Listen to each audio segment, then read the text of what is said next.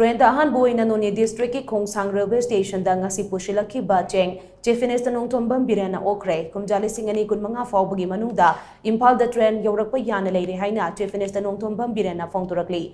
Train da ASIGI CHENG ki consignment AHANBA OINA Station asida PUSHILLAKPA du taram okpagi thauramga mari lainana paumi singa unaba amada Chief Minister Nongthombam Biren hai ngasi train da CHENG PUSHILLAKLIBA asi tharaga tangai fadana changba polam sing PUSHILLAKPA ahumlak sure ngasi PUSHILLAKLIBA CHENG asi puna metric ton 8,000 chanini KHONGSANG Railway Station fawba CHENG PUSHILLAKPA ngamba shina juribamdagi truck ta kilometer chaniga kunrom chatuna CHENG laurambagi awaba do khara makhaidi kokpa ngamlagani Mamang da tupu da landslide thokiba du da ge maike asom da paikhaliba railway gi thabaga se khara thinthakibane tupu da lairiba tunnel seng mapung phana sem sabal loirabade kumja lisingani kunmanga Phaobagi manungda Imphal da train thunglagani khalli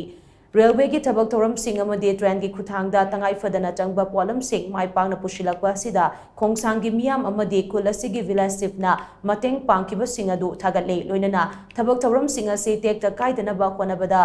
Railway Protection Force, Assam Rifles, BSF amadi Manipur Police na lauriba thodang thaganingai ni haina so Chief Minister na makha taki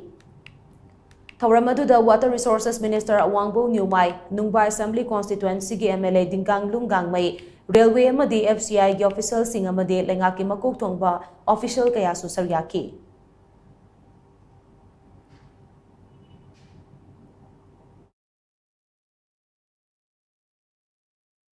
CHENG